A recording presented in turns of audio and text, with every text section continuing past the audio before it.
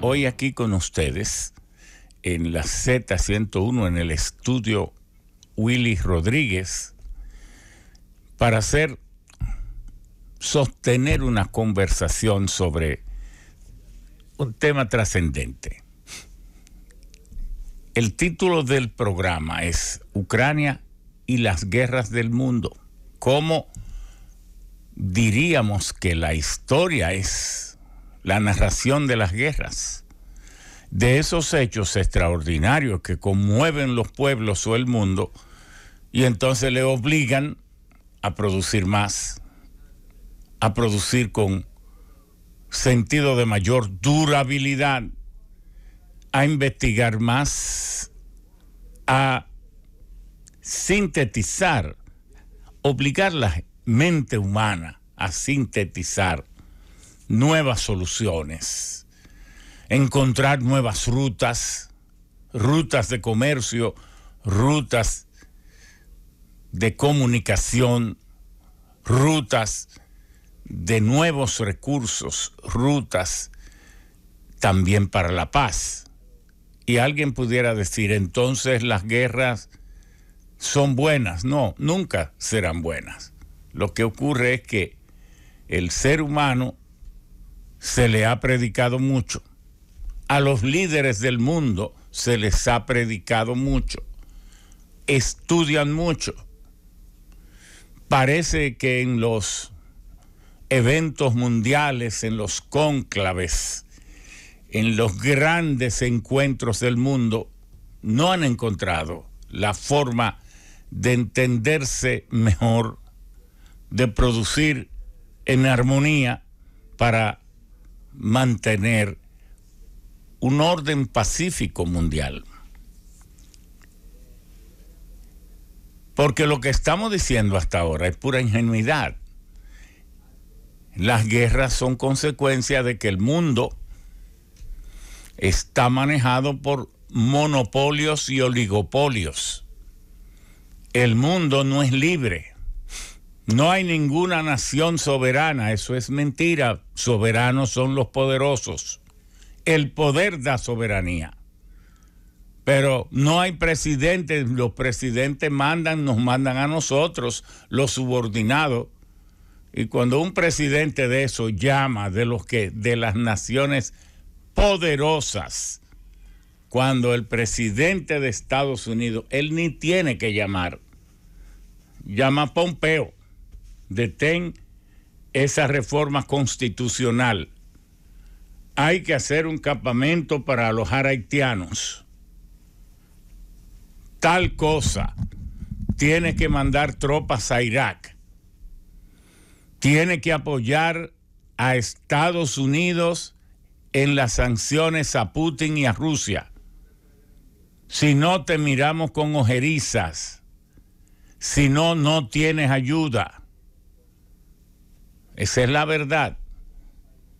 Porque Europa no quería, y cuando digo Europa, no todos los países, los principales países no quieren conflicto con Rusia, no lo quieren. Por su propio interés. Alemania, que es el 30% de la economía de la Unión Europea, Alemania no la quiere, no le conviene y lo encuentra absurdo, porque todas las fuerzas políticas de Alemania, el PSD, el Partido Socialista Alemán, no quiere. Incluso ha venido haciendo negocios, asociaciones, grandes inversiones con Rusia. Alemania, Schröder, el anterior canciller, es empleado de una gran compañía que se llama Nord Stream 2 y lo nombró Putin. Y es socialista. Y los conservadores, Merkel, fue la que más amplió los negocios con Rusia.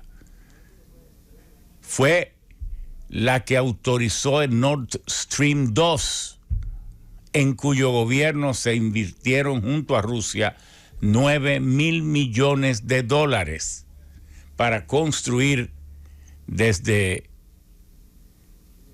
el norte de Rusia, desde Vigor hasta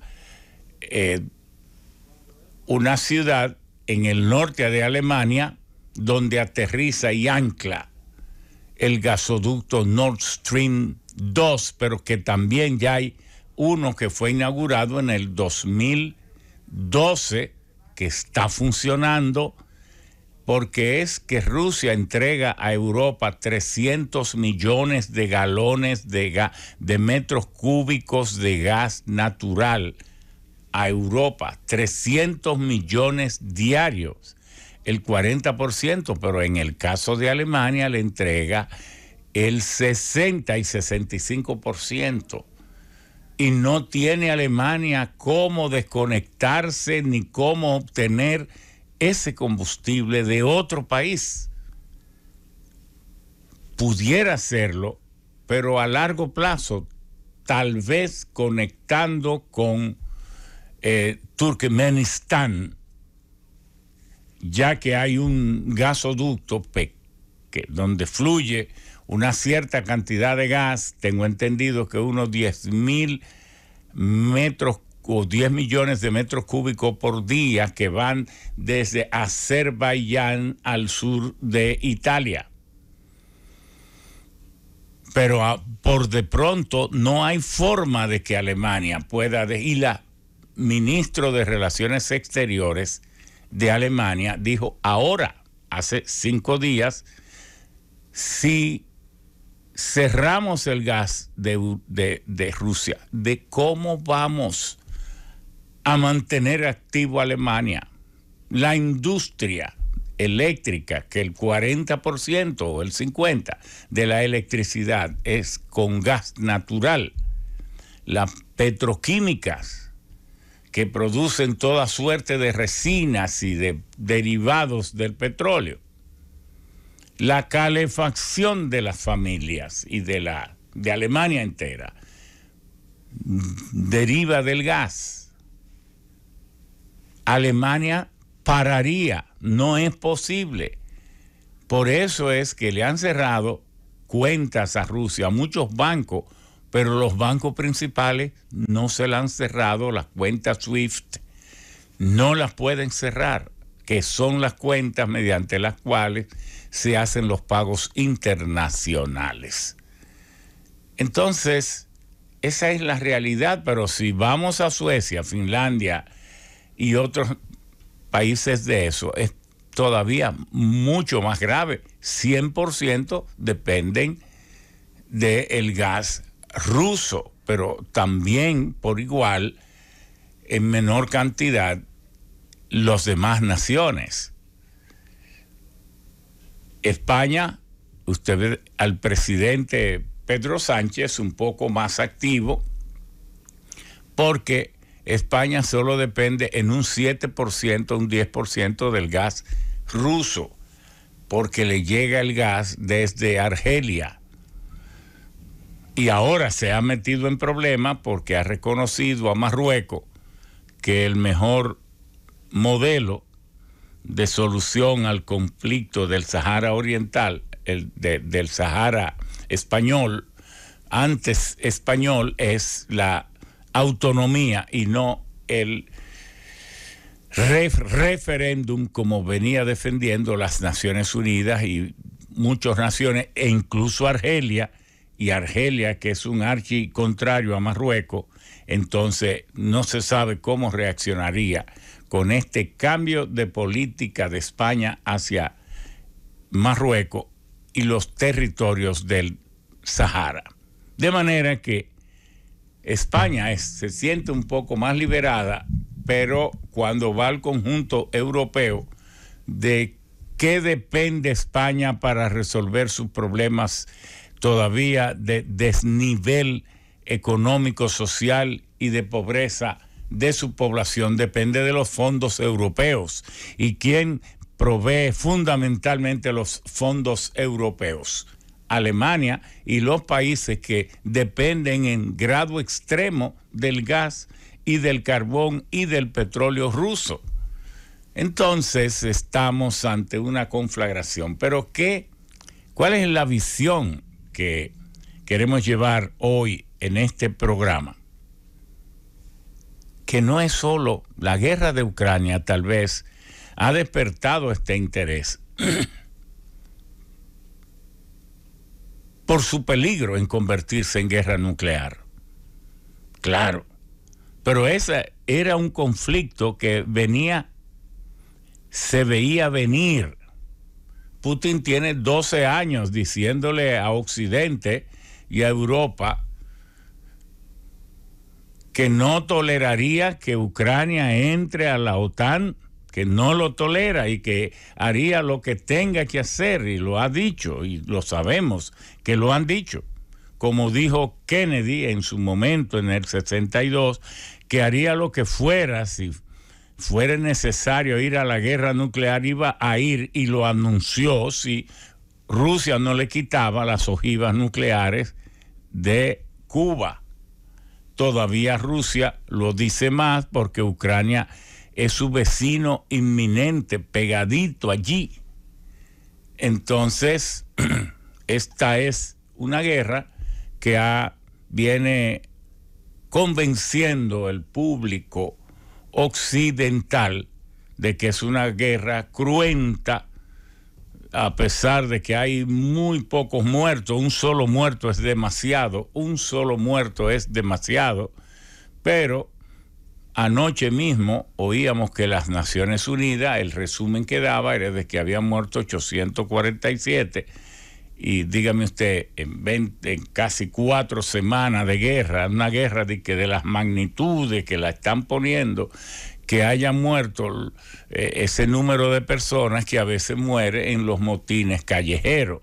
Eso quiere decir que es una guerra que se está librando de parte de Rusia en torno a los objetivos militares casi exclusivamente. De lo contrario, lamentablemente, los muertos, si fuese una guerra atroz, los muertos fueran incontables.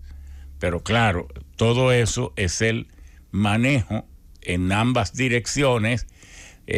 Ya las agencias de información rusas no están dando informaciones porque están bloqueadas. Entonces hay una sola parte que está dando información, pero aún así las informaciones, cuando a usted le dicen que un centro de refugio fue bombardeado con misiles y que murió una persona, ya ustedes le están diciendo que ahí hay algo que estudiar, porque donde hayan 1,000, 2,000 personas, 800, y tiren un misil, que muera uno, bueno, ahí ya le están diciendo que hubo algo raro, porque un misil es un misil. Y si la gente está agolpada en un edificio, dígame usted, eso. Pero bueno, ese es el manejo informativo de la guerra. Hoy vamos a tener este interesantísimo programa para hablar de las demás guerras que hay en el mundo y qué manejos de los monopolios que nos oprimen y que determinan nuestras vidas es lo que está causando esas guerras. En el Yemen, vamos a hablar de las guerras del Yemen y cuántas decenas de miles de personas están muriendo allí. La guerra en Nigeria, la guerra de guerrillas y de grupos en torno a los campos petroleros en una nación enorme, porque Nigeria tiene casi 200 millones de habitantes, no es una nación pequeña, y que produce 2 millones de barriles de petróleo al día, pero que esos campos de pozo están siendo disputados por las guerrillas, y es una guerra que no ha parado. La guerra en Eritrea, esta es una guerra que sigue. La misma guerra en Siria, se habla poco de ella, pero esa guerra está allí, es una guerra también peligrosa. La guerra de los kurdos esos pueblos que están entre Turquía, Irán, parte de Siria. La guerra es una guerra este pueblo tiene decenas de años en guerra. Ahora casi nadie recuerda esa guerra sórdida que hay allí entre Palestina e Israel. Parece como que se aminora, pero es una guerra muy fuerte. Y la guerra en el Congo, entre esos terrenos, esas montañas, esos recursos naturales que tiene allí el coltán, que es una mezcla de minerales para extraer litio y para extraer otros tipos de minerales y de metales que son fundamentales para la fabricación de las baterías de litio. Entonces, ese mineral llamado coltan tiene una importancia estratégica extraordinaria, pero también son terrenos ricos en diamantes y en uranio. Entonces, en torno a todas esas naciones, África tiene 52 naciones, 30 millones de kilómetros cuadrados, 1.350 millones de habitantes. Entonces allí hay 6 o 7 guerras permanentes. La guerra del Sudán del Sur, en Etiopía, que ha cobrado más de 300,000 personas en los últimos 10 años. Es decir, que tenemos guerras que sobran en el mundo. Colombia está administrándose, y entre el juego político de la firma del Pacto por la Paz y el juego de visibilizar y invitar las guerrillas y los frentes guerrilleros, que muchos llaman narcoguerrillas, otros los consideran que no es así, pero que había mantenido a Colombia en un estado de guerra permanentemente. Está ahora administrándose en el mismo México, en la zona de Chiapas, y los zapatistas y todo esto. Estamos hablando de conflictos serios en el mundo. Los conflictos de la India, de Bangladesh, Pakistán, Afganistán, que nunca cesan, son conflictos permanentes. El ISIS, que no ha cesado, el Estado Islámico también, son guerras permanentes. Pero, claro, las grandes agencias de noticias y el centro del poder hegemónico de Estados Unidos está ahora mismo centrado en el tema de Ucrania. Parece ser que la industria de la guerra estaba vendiendo poco, sus ventas se habían reducido, y entonces necesitaban meter las grandes potencias para que aumenten sus gastos militares. Alemania, que está invadida todavía por Estados Unidos tiene 193,000, 194,000 soldados en Alemania, es decir, que el ejército alemán no se justificaba porque había un ejército de ocupación, porque está ahí, con decenas de bases dentro de Alemania.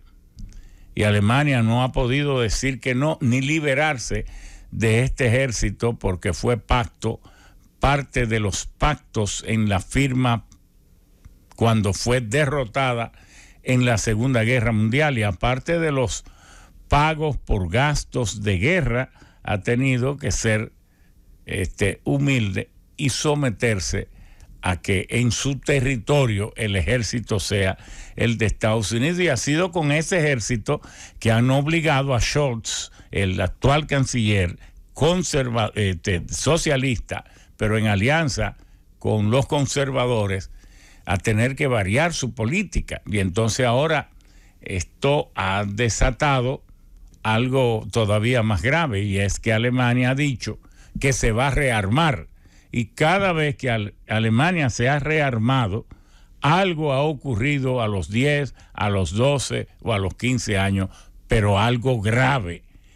Tanto cuando Guillermo II y la política del Bismarck, que terminó en la Primera Guerra Mundial, como luego cuando Hitler en 1933 casi asaltó el poder y entonces se rearmó, y ya ustedes conocen lo que ocurrió en la Segunda Guerra Mundial. Y Scholz ha dicho, bueno, lo que quieren es que nosotros nos enfrentemos a Rusia, con la que somos aliados. Entonces vamos a aprovechar, y sabiamente ha dicho que va a aumentar el volumen de gasto en su rearme a 110.000 millones de euros. Pero hasta España dijo que va a aumentar su nivel de gasto militar al 2%, y ahí tiene el primer triunfo de la industria de la guerra de Estados Unidos, que es la principal, bueno, que va a tener un volumen de compra multimillonario, no satisfecho, que el mundo se está gastando 1.900 billones de dólares en gasto militar, del cual la mitad lo gasta Estados Unidos con unos 840.000 millones de dólares. Estamos hablando que el principal movimiento que está ejerciendo esta guerra es, por de pronto, es una guerra que se sabe que no va a triunfar. Ahí podemos decirlo con toda sinceridad y con toda seguridad y con todo conocimiento. Ahí va a prevalecer Putin. No importa lo que usted escuche, ya el propio Zelensky está diciendo que sabe que le va a ser imposible entrar a la OTAN, que Europa, y se lo está increpando a los propios parlamentos que le están facilitando hablar a través de la telemática. Le está diciendo, ¿para qué nos indujeron, nos prometieron, nos aseguraron de que íbamos a ser miembros de la Unión Europea y miembros de la OTAN? Tal vez pueda ser miembro de la Unión Europea, eso le conviene, porque el principal ingreso de Ucrania son los servicios, pero Ucrania en un 24% depende, contrario a los países desarrollados de Europa, que la producción agropecuaria, excepto Francia, es un 3, 4 o 5%. Bueno, en Ucrania es sobre un 40%, debido a que la única parte de Ucrania que está bien desarrollada es la región del Donbass, donde está la República hoy independiente de Lugansk y la República independiente del Donetsk, y que juntos conforman el Donbass. Son como unos aproximadamente 110, 115 mil kilómetros cuadrados. Esa es la parte más desarrollada. La parte rusa de Ucrania es la más industrialmente desarrollada, es la que tradicionalmente ha tenido los grandes emplazamientos industriales, la famosa fábrica de los aviones Antonov, que el Antonov 225 era el más grande avión que jamás se haya construido en la historia, y entonces tiene otra subserie de Antonov y las grandes usinas para fabricación de bombas y de todas estas cosas, pero que al caer la URSS, Ucrania firmó un acuerdo con Rusia de que Ucrania siempre sería neutral, nunca estaría afiliada a ningún otro país contra Rusia, y que a cambio Rusia le recibió todas las bombas atómicas y le suministraba prácticamente de regalo el gas natural, que bueno, ha tenido que luego aumentar los precios, etcétera. Entonces, la venta de armas será una de las grandes consecuencias.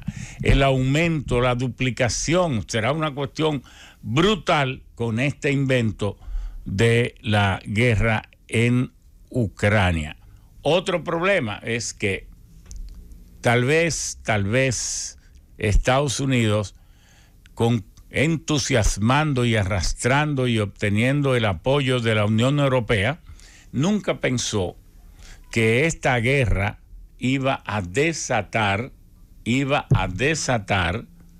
una crisis alimentaria, de suministro, de precios de los combustibles, del alto costo de la vida que lo iba a disparar en sus propios territorios, porque ahora hay tanto problema en España con la huelga de los transportistas, de los ganaderos y de los grupos de consumidores, que difícilmente el gobierno de España podrá escaparse de esto sin caer.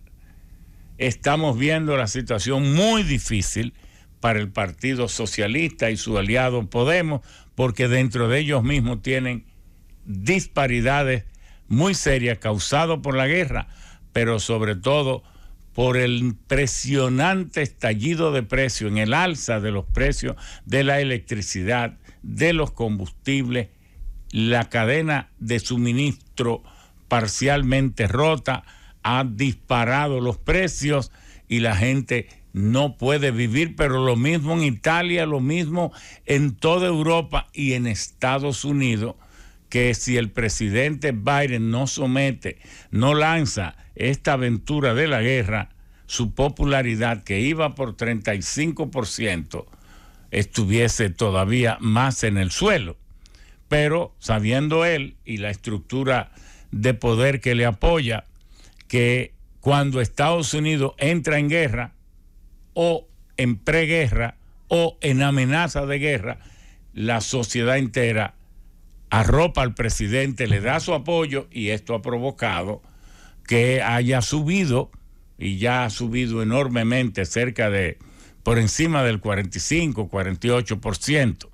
Eso es una forma de prepararse, porque el 4 de noviembre va a tener elecciones, y qué sería de la gestión del presidente Biden si pierde también la Cámara de Diputados, al tiempo que el Senado le sería prácticamente imposible, de manera que no es de extrañarse que en esto de Ucrania se la juegue toda, para metiendo el mundo en guerra, para ver si encuentra de qué agarrarse y mejora su emplazamiento electoral. Esa es la real politics, la política real, la política sin historia, la política de los hechos verdaderos. Pero queda algo muy importante. ¿Cuál será la actitud? ¿Cuál será la actitud de Estados Unidos frente a China? Porque en el fondo, ¿qué busca Estados Unidos según nuestro juicio? Debilitar a Rusia, porque lo que hace a China inatacable es su alianza con Rusia.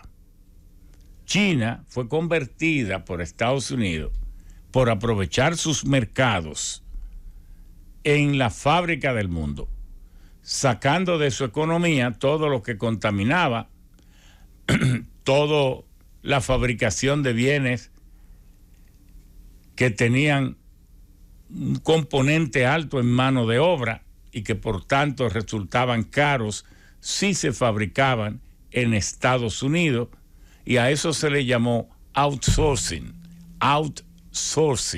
saquémoslo fuera, externalidades, sacando las industrias de mayor componente de costos en mano de obra para otros países donde la mano de obra fuera barata y los demás componentes de costos. Y así Estados Unidos mantuvo la mejor relación en todo el mundo,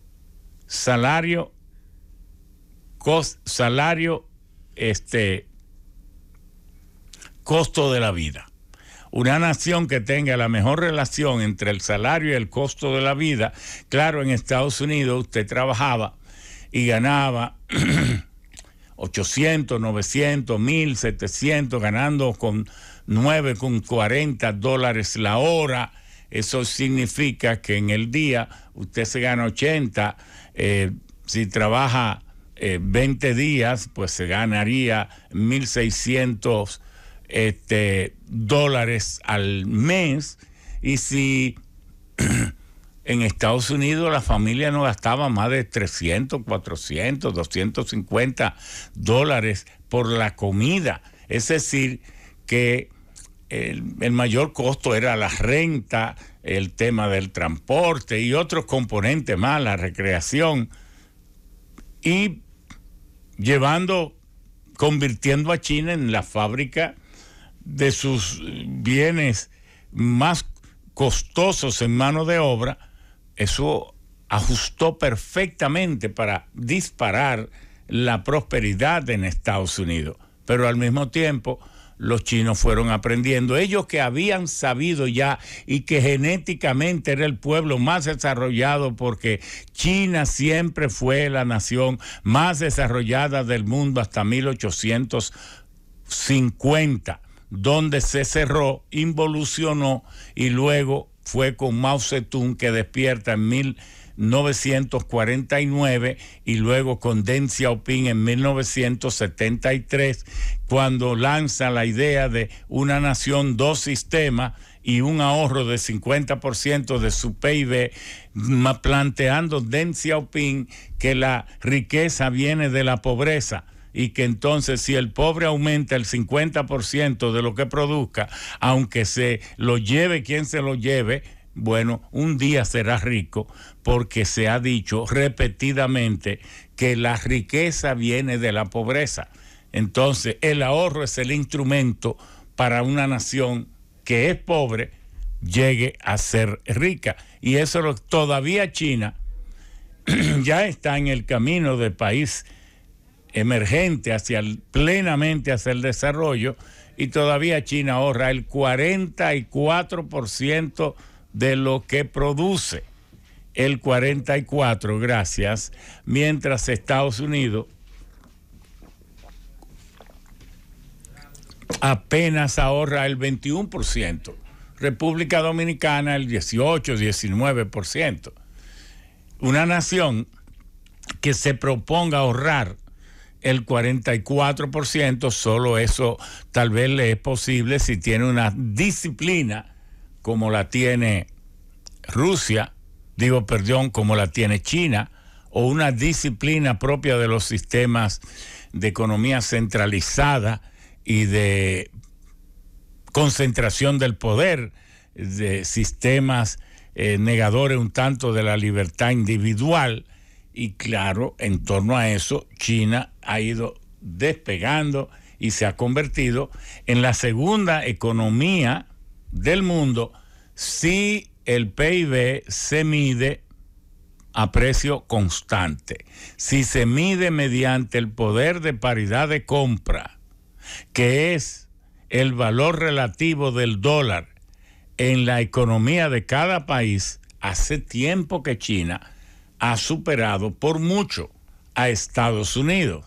Si se acepta tanto el Fondo Monetario Internacional como el Banco Mundial, como la CIA World Factbook, el sistema de cálculo de la inteligencia de los organismos de inteligencia de Estados Unidos, dirigido por la CIA, que también tiene su centro económico de cálculo y su página que usted puede visitar.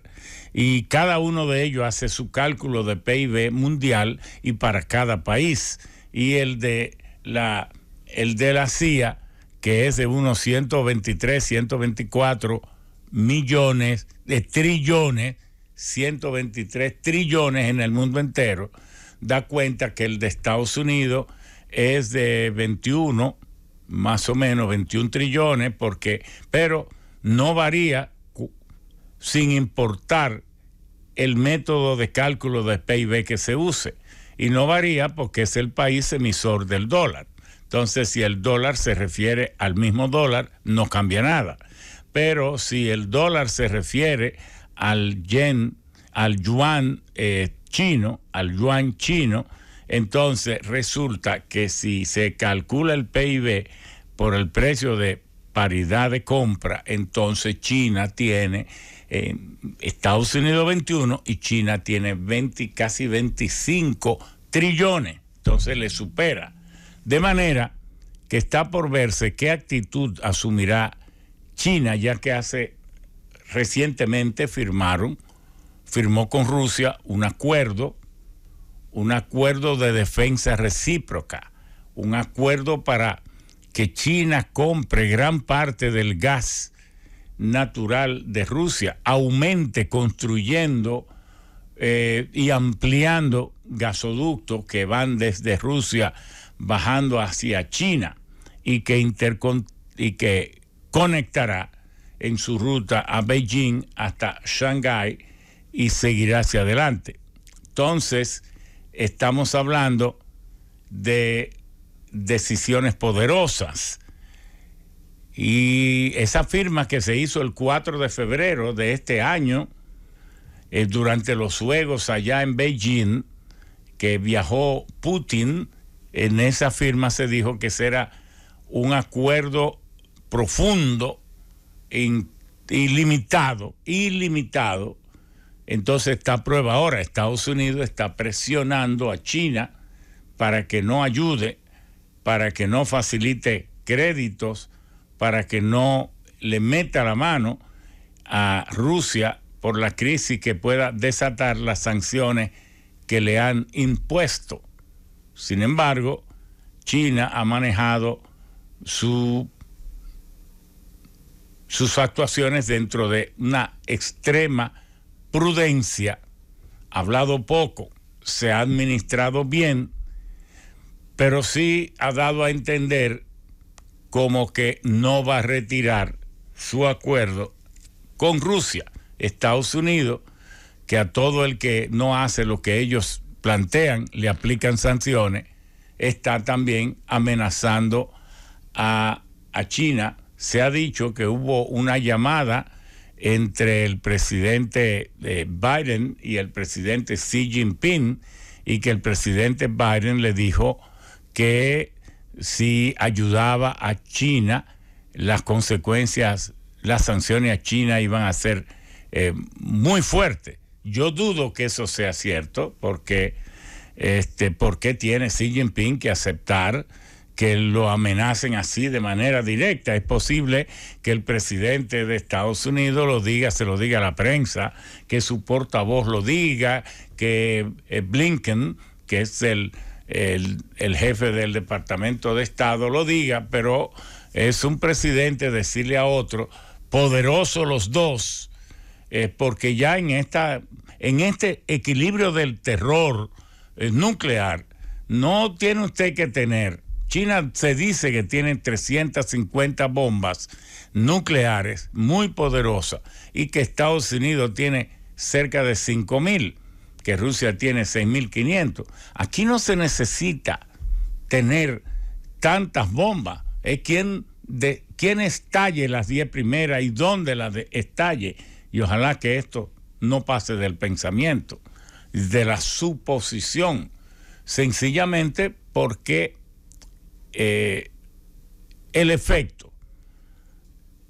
los efectos desastrosos serían tan grandes que nadie estaría como para contarlo.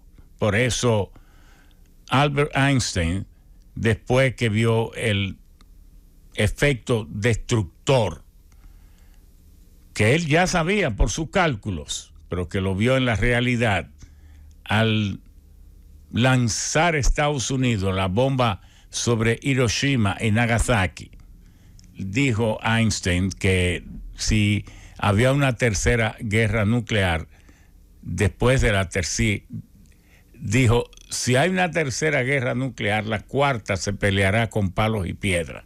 Es decir, volveríamos a los tiempos primitivos, la parte de la humanidad que pudiera salvarse.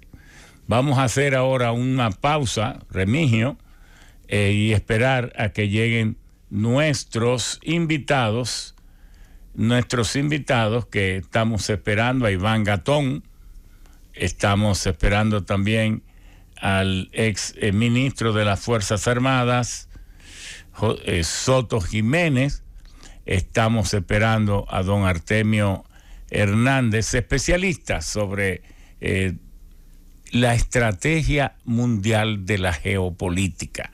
En este análisis que el pueblo debe saber, el pueblo debe estar profundamente al conocimiento de estos temas, porque ya están afectando la vida de manera brutal. ¿Cuánto cuesta un galón de gasolina? ¿Cuánto cuesta un galón de carbón?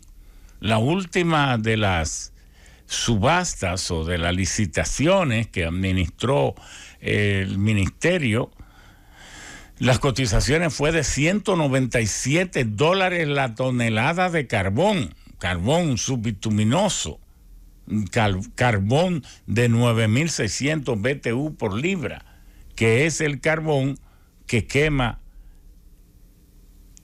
la central térmica Punta Catalina, porque ya los dominicanos no solo tenemos que estar atentos al precio del petróleo, al precio de la gasolina, al precio del gasoil, al precio del gas licuado de petróleo, sino también al precio del carbón. ¿Por qué?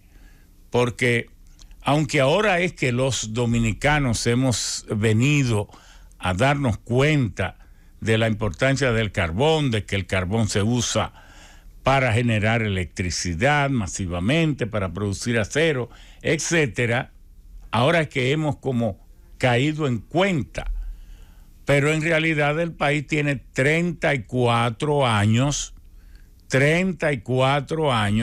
generando gran parte de su electricidad con carbón, porque hemos oído hablar de Itabo 1, Itabo 2, pero como que no hicimos una real conciencia de que esas dos plantas desde 1986-87 vienen quemando carbón, y que ahí en Jaina hay un puerto de descarga de carbón, y que no son 3 toneladas las que se traen 400, 500 mil toneladas por año, porque esas plantas, las dos juntas, generan 250 megas, y Punta Catalina apenas genera 3 veces eso. Eso quiere decir que esas 3 plantas consumen los 650 mil toneladas de carbón, que no es cualquier cosa. Es cierto que ahora Punta Catalina van a consumir entre 2.200.000 toneladas de carbón, que es 3 veces, un poco más, pero realmente el país hace mucho, hace 34 años que viene consumiendo carbón, y que también allá en Barahona hay una planta pequeña de unos 40 megas o algo así, 44, que también genera en base a carbón, aunque hace mucho menos años que está en producción. Aquí mismo en República Dominicana, los efectos de una economía que venía recuperándose, saliendo de la pandemia, todo se está volviendo atrás, porque los efectos de esta guerra, que tal vez quienes desataron, porque esta guerra, ¿cuál es la realidad? Putin había anunciado que no toleraría que Ucrania entrara a la OTAN. Estamos hablando de que esto no es un mundo que se maneja en base a la razón, al derecho. Algunas cosas se hacen con cierto grado de razón y derecho, pero aquí predomina el poder. ¿Cuántas bombas atómicas tú tienes?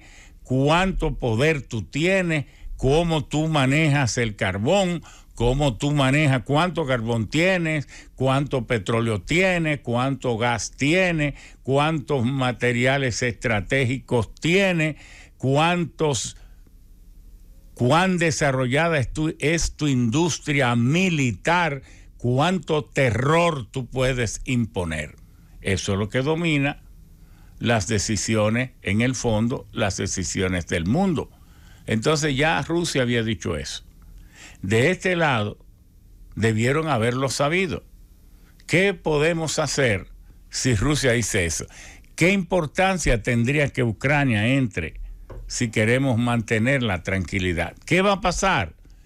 Que Putin el mundo va a entender, no ha querido entrar en guerra. Si no ha querido entrar en guerra, si lo que le están enviando armas a Ucrania y ya Rusia ha dicho que tan pronto entren a territorio ucraniano son armas que tendría el ejército y que son objetivos militares suyos, entonces, según cómo va avanzando todo esto, que ya el presidente, porque se ha dicho que los rusos han fracasado, que van fracasando, pero ya el presidente de Ucrania, que es el que refleja la realidad, está diciendo que lo que quiere negociar y que prácticamente sus asesores, para no decirlo él, han dicho que sí, que Ucrania se quedará fuera de la OTAN. Entonces, el resumen, ¿para qué se hizo esta guerra?